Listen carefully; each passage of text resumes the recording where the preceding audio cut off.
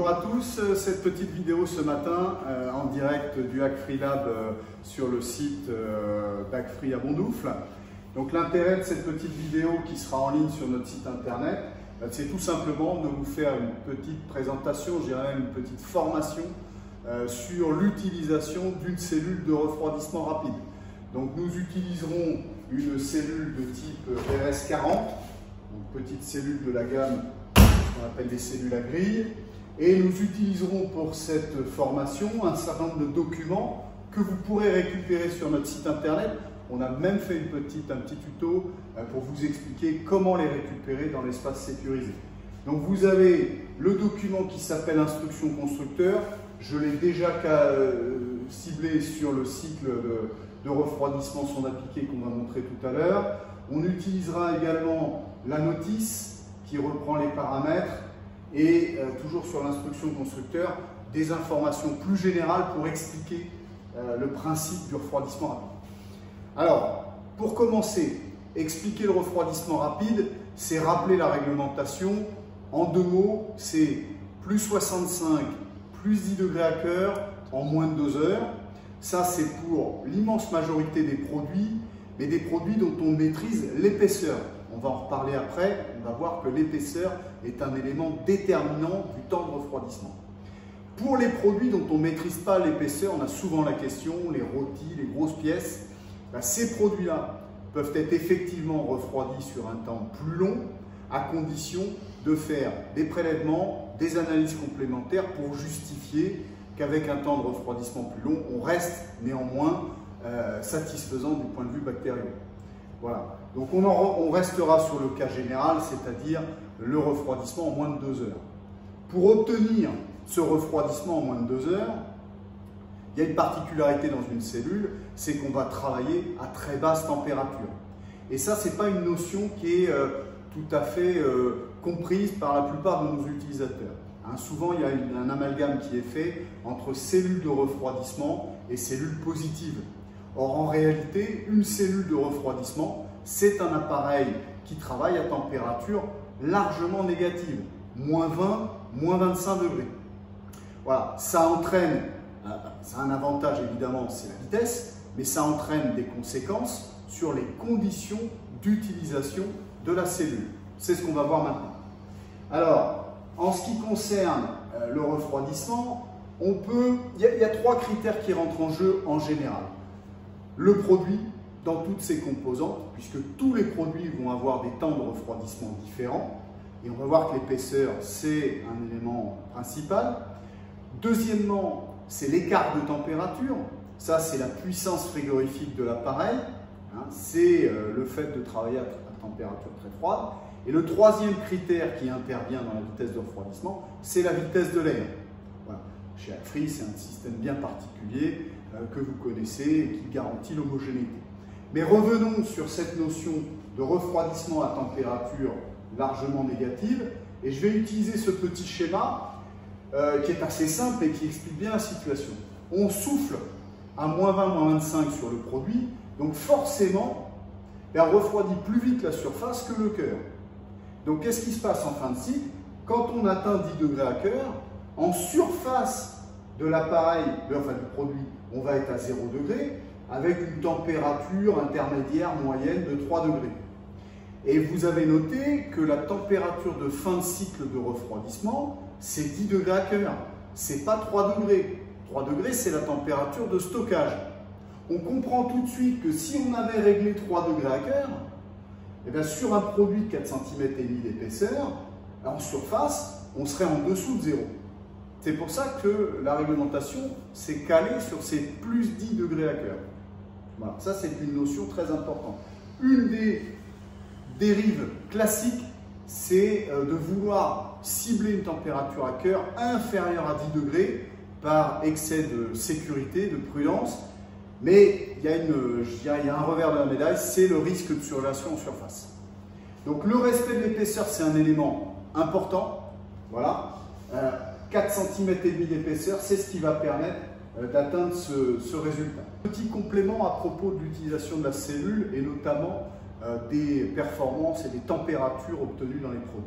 il faut bien comprendre une chose, c'est que, on l'a dit tout à l'heure, tous les produits ont des temps de refroidissement différents, suivant leur nature, leur épaisseur, leur emballage, bref, tout intervient dans la vitesse de refroidissement. Alors évidemment, quand on refroidit dans une cellule plusieurs produits en même temps, eh bien les temps de refroidissement vont être différents en fonction de la nature des produits. Donc si on mélange des petits produits et des gros produits, il est évident que les petits produits seront refroidis plus vite que les gros. Donc si on attend que les gros soient refroidis, les petits seront surgelés. Ça paraît évident, mais c'est parfois bon de le rappeler. Autre élément important que l'on voit souvent en refroidissement rapide, c'est cette notion de disparité de température. Alors n'oubliez pas que si vous mettez dans votre cellule plusieurs bacs, que ces bacs sont remplis là aussi avec des poids, des épaisseurs différentes. Le même produit certes, mais un remplissage entre guillemets à la louche qui fait qu'au final on a des bacs qui vont faire 3 kg et des bacs qui vont faire 5 kg. Il est évident que le bac de 5 kg sera plus long à refroidir que le 3. Donc à la fin, on aura des températures différentes. Ça, c'est une donnée à avoir en tête, c'est-à-dire que les mêmes causes produisent les mêmes effets. Si on rentre dans la cellule des produits différents, on n'aura pas les mêmes températures à la fin. Autre petit point, là je pense notamment aux restaurations, enfin aux cuisines collectives, à la restauration collective, c'est les différences qui peuvent exister entre les premières barquettes qui ont été conditionnées, scellées, et les dernières barquettes, parce que naturellement le temps de charger un chariot, eh bien la première barquette qui a été conditionnée, qui a été divisée, elle commence à refroidir. Elle est sur un volume plus petit que le cuvier dans lequel elle était avant, enfin dans lequel la matière était avant. Donc forcément, il y a un début de refroidissement. Donc au moment où on charge le chariot dans la cellule, il y a une différence. Elle peut atteindre parfois 10 degrés entre les premières barquettes chargées et les dernières. Donc il convient dans ces cas-là de prendre, si on travaille à son appliqué, la température dans la barquette la plus pénalisante. Voilà. Alors revenons au fonctionnement de l'appareil. Là aussi, pour simplifier, on a deux modes. On le voit bien dans la notice, je vais me positionner là-dessus. Vous avez ici tous les modes qui sont disponibles dans l'Automate Simply. L'Automate Simply, j'en profite, et vous allez le voir après, c'est ce Lexan, c'est cette interface très simple, 4 boutons. Vous verrez qu'en fait, il y a beaucoup de paramètres, mais tout est pré-programmé d'usine, donc on s'en aperçoit pas. En ce qui concerne les modes disponibles, vous avez RCR refroidissement chrono, RSP refroidissement sonde appliquée, SCR surgélation chrono, SSP surgélation sonde appliquée. Ça, ce sont les 4 modes d'utilisation principale. Alors en réalité, vous avez deux modes différents, refroidissement sonde appliquée, refroidissement pardon, et surgélation. Et puis vous avez deux types d'utilisation, chrono ou sonde appliquée. Donc on va commencer par le commencement. Je vais aller sur cette courbe-là pour expliquer le cycle le plus classique qui est le refroidissement sonde appliquée. Refroidissement sonde appliquée, je vais d'abord tout simplement montrer ce que c'est qu'une sonde appliquée. Vous avez sur le site internet un petit tuto qui d'ailleurs vous parle spécifiquement du positionnement de la sonde appliquée dans le produit. Je ne vais pas y revenir ici pour pas que la vidéo soit trop longue. Ça, c'est la sonde qui va être mise dans le produit et qui va être capable de prendre la température à cœur du produit. Ensuite, on va lancer effectivement ce cycle sonde appliquée et tout simplement, quand la température de demandée à cœur sera atteinte, le fameux 10 degrés dont on parlait tout à l'heure, eh bien le cycle sera terminé. Pendant ce cycle, on voit ici, je vais y revenir, le pré-refroidissement, qui est très intéressant, qui est nécessaire. Derrière, la descente en température, l'ouverture de porte qui fait que la température de l'air remonte dans l'appareil, la descente en température de l'appareil et une régulation que vous voyez ici, avec une limite basse, moins 25, et une régulation, moins 25, moins 20, pendant toute la durée du cycle. À la fin du cycle, on bascule automatiquement sur le stockage. Alors, un petit mot à propos de cette température de soufflage, moins 25, c'est ce qui différencie le mode refroidissement du mode surgélation. En surgélation, il n'y a pas cette limite basse, donc l'appareil continue de descendre en température. Il ne descend pas plus vite, il descend plus bas. En effet, il y a un impact sur le refroidissement qui va être plus rapide, puisque plus on travaille froid, plus on refroidit rapidement. Mais un inconvénient, c'est que plus on travaille froid, plus le différentiel de température est important, plus on risque de la surgélation en surface. C'est la raison pour laquelle on a défini cette valeur de moins 25 comme étant la limite basse, c'est-à-dire la température en dessous de laquelle on ne va pas, pour ne pas, je dirais, aggraver ce phénomène de surgélation en surface. Dans une autre vidéo, vous verrez qu'il existe des programmes avec des soufflages séquencés, multiséquences, 2 paliers de soufflage, pour éviter des phénomènes de surgélation périphérique sur les produits les plus épais. Et ce n'est pas le sujet de cette vidéo. Là, on est dans le cas classique, général, que l'on retrouve ici avec un produit type purée de pommes de terre, c'est souvent le produit de référence, de 4,5 cm d'épaisseur. Maintenant que je vous ai expliqué ce principe, je vais passer au fonctionnement sur le régulateur, ça va être plus clair. Donc lorsqu'on allume la cellule, automatiquement l'appareil se positionne sur le dernier mode qui a été utilisé. Ça correspond au programme puisque tout à l'heure on a fait cette vidéo sur les programmes. Et on va pouvoir faire défiler dans les deux sens, plus et moins, pour aller chercher le mode qui nous intéresse. R pour refroidissement, S, P pour sonde à piquer. Là, c'est très simple parce que ce mode-là est déjà directement préenregistré. Donc dès que je vais appuyer sur Enter, on démarre le cycle. Donc là, la cellule est vide. On a alternativement la température, déjà le temps depuis le démarrage du cycle. Et ensuite, on a la température captée par la sonde à piquer.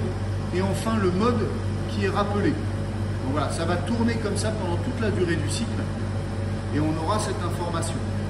En fin de cycle, il est à signaler que l'appareil va sonner, mais va afficher pendant 1 minute la durée réelle de refroidissement, étant entendu que la durée réelle n'est prise en considération qu'entre la température de 65 et de 10 degrés. On ne prend pas en compte dans cet affichage de fin de cycle le début du cycle. On ne prend que l'intervalle de conformité. Voilà pour le lancement d'un cycle. Je l'arrête. Je vais montrer maintenant le principe chrono. Donc le principe chrono, on va l'afficher également ici en courbe. C'est la courbe suivante.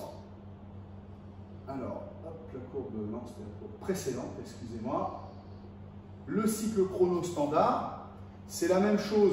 Vous avez compris, c'est la même vitesse de refroidissement. Sauf que là, on n'est pas sur une sonde à piquer qui arrête le cycle quand la température est atteinte à cœur.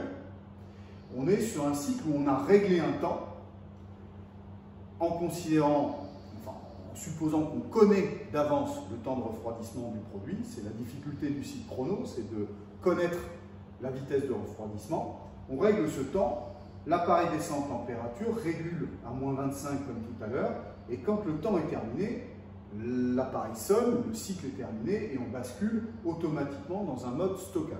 Donc on va maintenant présenter le cycle refroidissement chrono sur le régulateur de l'appareil. Donc, comme tout à l'heure, j'allume la cellule, je viens sur le dernier menu utilisé, je peux naviguer avec les touches plus et moins, je vais donc récupérer le mode refroidissement chrono, R, C, R, refroidissement chrono. Là, j'appuie sur la touche entrée, ça me donne une possibilité de réglage du temps que je peux opérer avec les touches plus et moins, comme vous le voyez. Et ensuite, il me reste à lancer le cycle. Voilà, la cellule est lancée. On a à l'affichage le temps qui a été réglé. En valeur fixe, la température. Donc, vous voyez l'intérêt d'avoir des valeurs de temps qui clignotent. C'est que lorsqu'on est sur des valeurs de température qui sont comparables, ça permet de bien identifier les lignes. Donc on a le mode RCR, on a le temps qui reste, 10 minutes, et on a la température dans la cellule. On va voir progressivement descendre. Là on est sur une cellule qui avait commencé à tourner tout à l'heure, qui va descendre progressivement. et on va laisser jusqu'à la fin de ce cycle-là pour montrer effectivement la sonnerie et l'arrêt d'un cycle.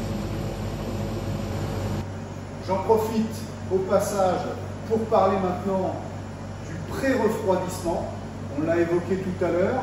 C'est l'opération qui consiste à lancer un cycle à vide, un petit peu comme on est en train de le faire actuellement sur l'appareil, qui permet d'avoir la cellule déjà en température. Donc on estime qu'un bon pré-refroidissement prend environ une dizaine de minutes. Dizaine de minutes à vide, ça va permettre à l'appareil de passer de la température ambiante, autour de 15-20 degrés, à une température qui se rapproche de moins 15, moins 20 degrés. Ce pré-refroidissement sert à compenser l'entrée des produits chauds et d'éviter ainsi de démarrer. Alors on le voit mieux sur l'autre courbe, je vais vous la montrer. Sur la courbe en sonde appliquée, on a mieux dessiné. Pré-refroidissement, ouverture de la porte, remontée en température de l'ambiance. Bon, et vous le voyez, donc là on peut imaginer qu'on est remonté autour de 10 degrés. Là, imaginez qu'on fasse cellule à vide, cellule à l'arrêt. On rentre les produits chauds avec une cellule qui est déjà à 10 degrés. Là, forcément, on va remonter à 25-30 degrés. Donc tout ce temps-là, c'est du temps de gagner. C'est aussi une précaution supplémentaire pour éviter de couper ce qu'on appelle en HP, en haute pression, qui est lié à la température excessive du produit qui rentre. Voilà.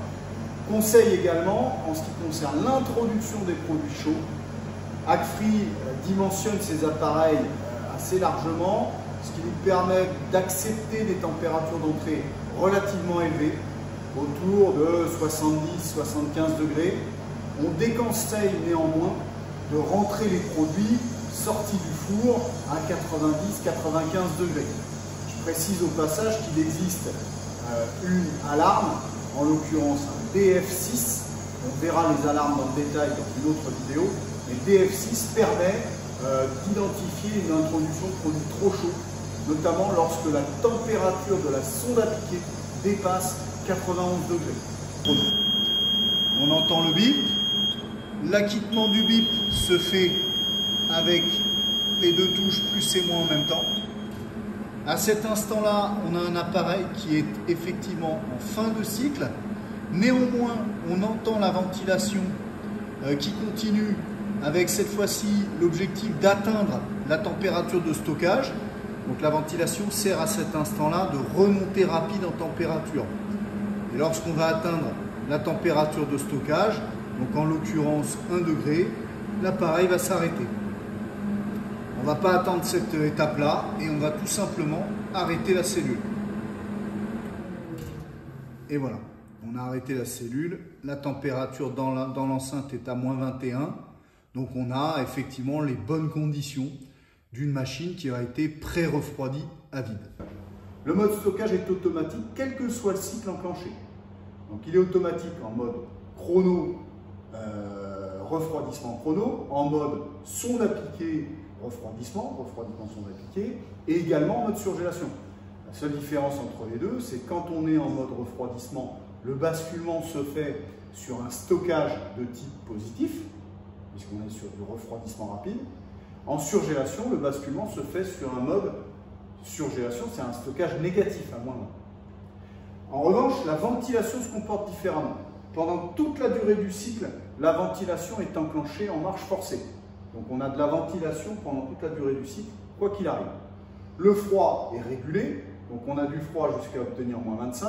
Il se coupe à moins 25, il se renclenche à moins 20. C'est la régulation dont on a parlé. Quand on est dans la phase de stockage, la ventilation et le froid vont fonctionner ensemble en fonction de cette consigne de stockage.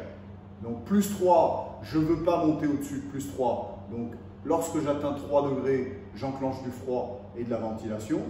Que je coupe, ventilation et froid, quand j'atteins 1 degré. Il y a 2 degrés de différentiel sur les phases de stockage. Voilà.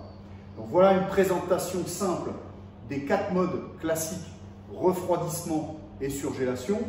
Je vais finir par montrer la courbe en surgélation, ce type de courbe. Donc vous avez compris, tout à l'heure, on régulait à moins 25, moins 20. En surgélation, encore une fois, suivant le type d'appareil, la puissance frigorifique et la référence du modèle, la descente va être plus ou moins basse, plus ou moins rapide, mais on table sur des températures de soufflage qui atteignent moins 30, moins 35, moins 40, suivant nos appareils. Voilà. Voire même dans des applications bien spécifiques comme le plasma, moins 55. Voilà, j'ai terminé pour cette petite présentation rapide des modes classiques de refroidissement.